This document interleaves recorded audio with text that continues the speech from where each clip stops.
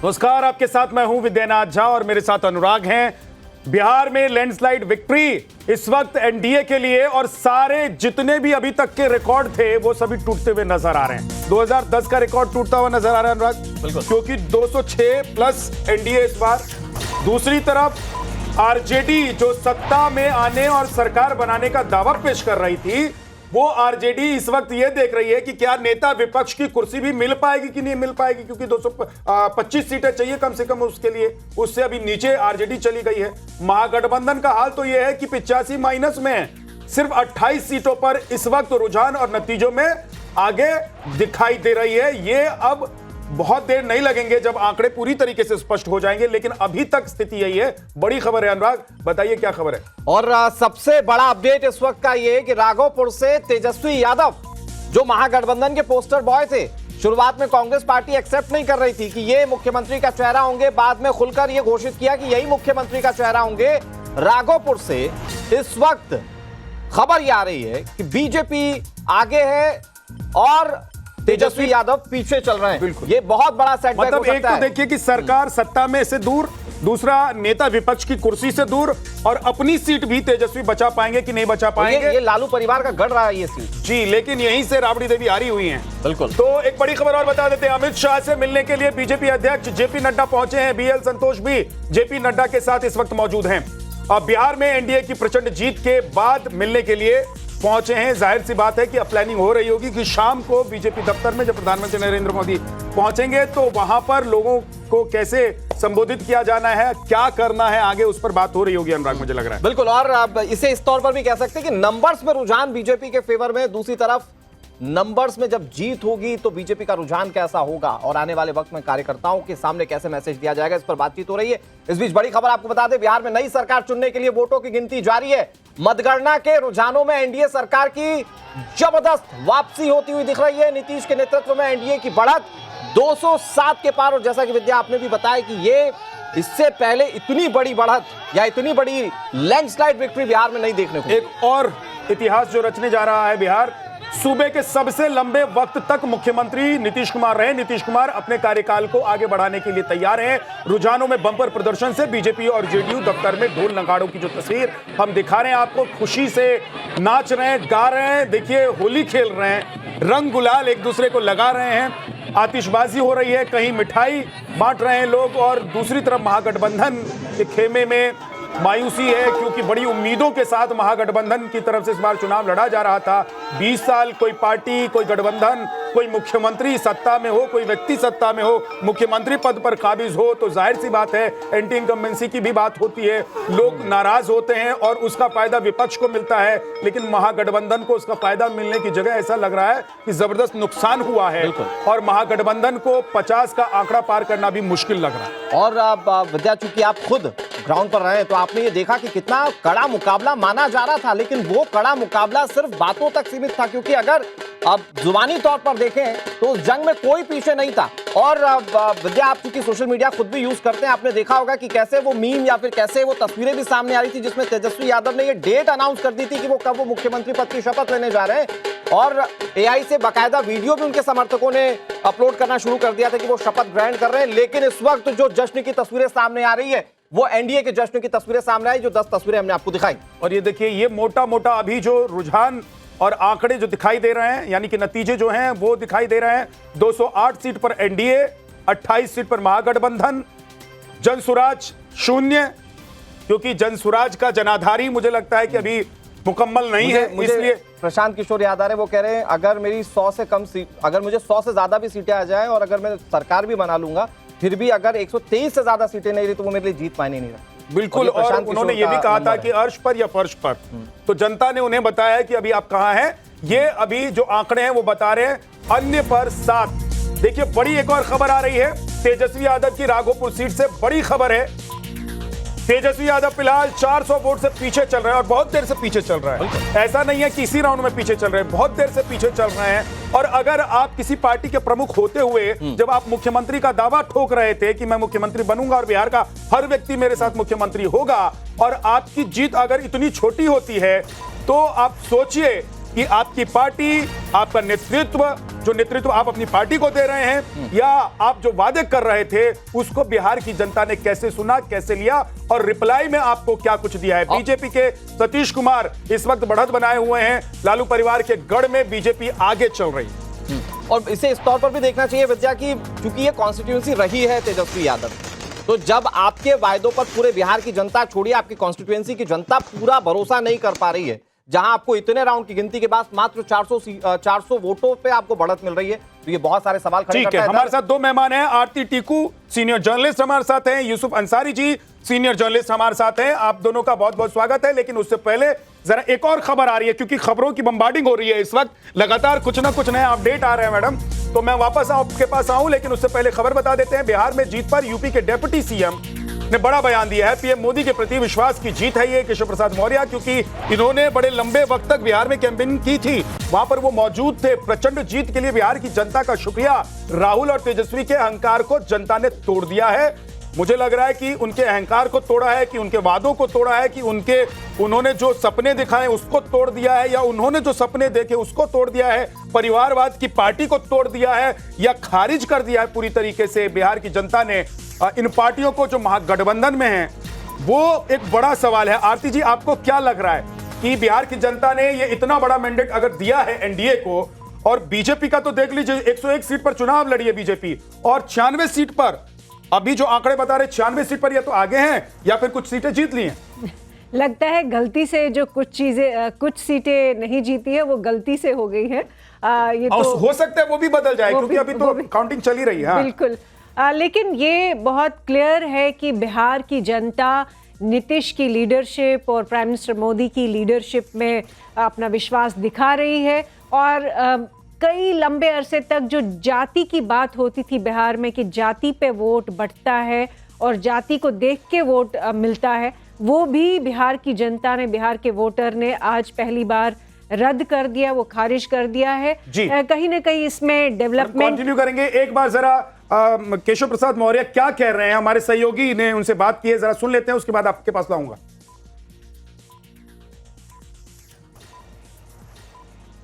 प्रदेश के deputy CM Keshav Prasad Maurya हैं, जो बिहार चुनाव के सह प्रभारी थे। इससे पहले महाराष्ट्र के भी सह प्रभारी रहे, वहां भी जीत मिली। अब जब बिहार में ये गए तो वहां भी जीत मिली है। इस जीत की जो इतनी बड़ी सुनामी कहा जा रहा है इस जीत को, इसकी उम्मीद थी क्या? देखिए, जब माननीय प्रधानमंत्री श्री नरेंद्र मोदी जी जैसा देश में हमारे पास दुनिया के सबसे विश्वसनीय नेता हैं, तो कुछ भी असंभव नहीं होता है। यह माननीय प्रधानमंत्री जी के प्रति भरोसे की जीत है, और श्री नीतीश कुमार जी जो बिहार के मुख्यमंत्री हैं उनके प्रति विश्वास की जीत है। और यह एनडीए की ऐतिहासिक जीत, और एनडीए की इस ऐतिहासिक जीत में बिहार के बूथ से लेकर के प्रदेश तक के सभी कार्यकर्ताओं का जो योगदान है, वह शब्दों में उनकी प्रशंसा करना संभव नहीं है। लेकिन वहाँ की जनता ने जो अभूतपूर्व निर्णय सुनाया है, जो अहंकार के आकाश में बैठे हुए थे, रावण का अहंकार छोटा पड़ जाए, लेकिन श्री राहुल गांधी, श्री अखिलेश यादव, श्री तेजस्वी यादव, इन तीनों का अहंकार उससे भी बड़ा था।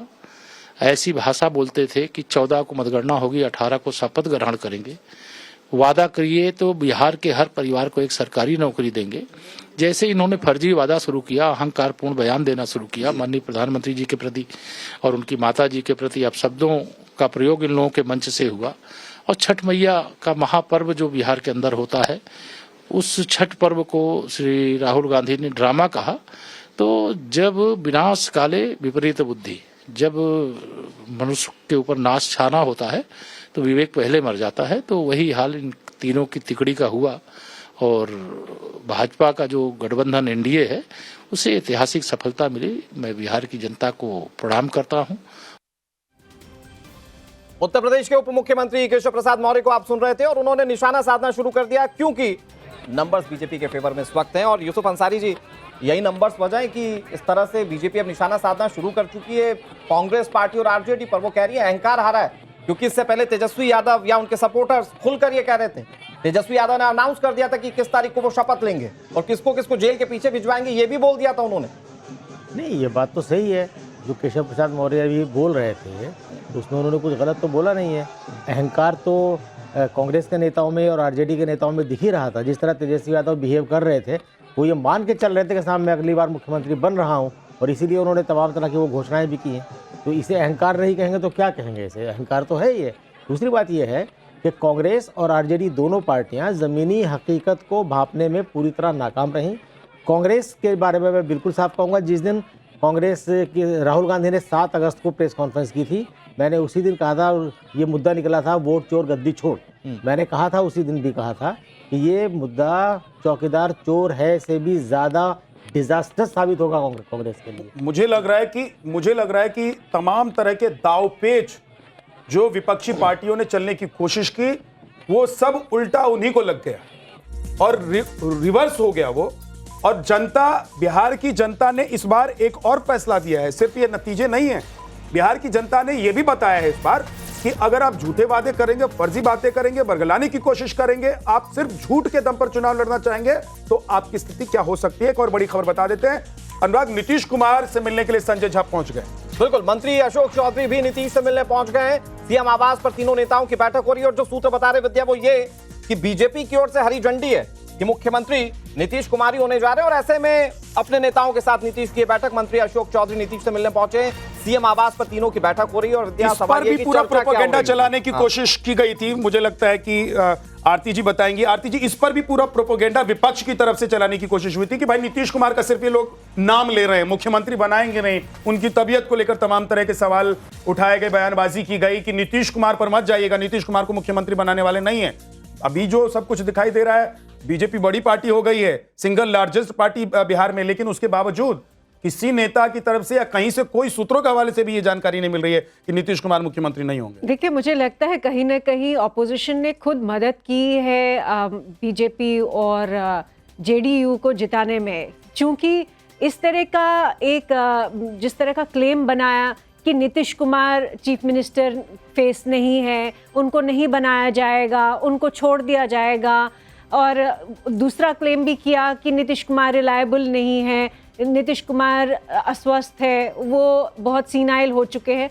ये सारे क्लेम से जो सिंपैथी बनी है नीतीश कुमार की, मुझे लगता है सबसे बड़ा एक बड़ा कारण ये भी है जितने नंबर्स आज जेडीयू को ऐतिहासिक लेवल पे, जेडीयू एक रीजनल पार्टी, एक छोटी सी पार्टी इतनी बड़ी बन के आई है, उसमें मुझे लगता है पूरा श्रेय ऑपोजिशन को भी मिलना चाहिए। जिस तरह से तेजस्वी और राहुल ने जो लेकिन एक बार डेडली कॉम्बिनेशन जो इस बार दिखाई दिया, उस पर भी बात करेंगे। मैम, लौट कर आऊंगा। एक और बड़ी खबर आ रही है, वो बता देते, बिहार के नतीजे देख बौखलाहट में विपक्ष जीत हार नहीं, अब लोकतंत्र अब खतरे में है, ये बताने लग गया है। अशोक गहलोत कह रहे हैं कि बिहार चुनाव पर वो बयान दे रहे हैं, कह रहे हैं कि बीजेपी धन बल का खुलकर इस्तेमाल कर रही है। ये अशोक गहलोत कह रहे हैं, क्या वो कह रहे हैं, जरा एक बार सुनवाते हैं। देखिए, जीत हार की बात तो छोड़ दीजिए, अब तो बात कीजिए कि डेमोक्रेसी खतरे में है। जो हालात हरियाणा के बाद में महाराष्ट्र में बने हैं, महाराष्ट्र में जो बने थे ना, वही हालात यहाँ बने हैं। एक तरफा जीत सब पार्टियां साफ ही हो रही है और जिस रूप में ये धनबल का प्रयोग करते हैं ना, आप हम कल्पना नहीं कर सकते हैं कितने उम्मीदवारों को पैसे देते हैं, कितने पैसे बांटते हैं। कल्पना के बाहर की बात है, कल्पना के बाहर की बात है। और जिस प्रकार चुनाव आयोग इनका साथ दे रहा है, मूक दर्शक है। वोट चोरी की बात जो की, वोट चोरी का मतलब क्या? वोट चोरी का मतलब खाली लिस्टों में गड़बड़ नहीं है। अगर आप निष्पक्ष चुनाव नहीं करवाते हो, वो भी वोट चोरी है। रिगिंग होती है, आप चुप रहते हो, वो भी वोट चोरी है। कहने का मतलब, जो अगर चुनाव निष्पक्ष करवाने में सक्षम नहीं है इलेक्शन कमीशन, वो वोट चोरी है। भाई, आप चुनाव आयोग का मतलब ही निष्पक्ष चुनाव हो, जीते हारे कोई भी हारे। उसकी बजाय अगर मान लो एक व्यवहार के अंदर भी एक पक्ष लोगे, आप एक सत्ता पक्ष का लोगे, तो वो भी वोट चोरी है। तो मेरी दृष्टि में वोट चोरी का मतलब आप बेईमानी से चुनाव जितवा रहे हो किसी एक पार्टी को। अशोक गहलोत वो बात कह रहे हैं जो चुनाव के बीच में विपक्षी पार्टियां कहती रही, मतलब एसआईआर पर सवाल उठाए गए। अशोक गहलोत जो बातें कह रहे हैं, उस तरह की बातें चुनाव के बीच में होती रही, क्योंकि वोट चोर गद्दी छोड़ का नारा दिया गया। लेकिन जिस चीज पर सबसे ज्यादा भरोसा था वो था एम्पायर समीकरण विपक्षी पार्टियों को। लेकिन लग रहा है इस बार कि उन्होंने ही धोखा दे दिया। मैं आपके सामने कुछ ग्राफिक्स रखता हूं, ये आप समझने की जरा कोशिश कीजिए कि कैसे मुस्लिम बाहुल इलाकों में इस बार एनडीए को बढ़त मिली। मतलब मुस्लिम बाहुल इलाके कुल 52 सीटें और यहां पर माना जा रहा है कि 40 सीटों पर बीजेपी का साथ दिया या एनडीए का साथ दिया है मुस्लिम लोगों ने।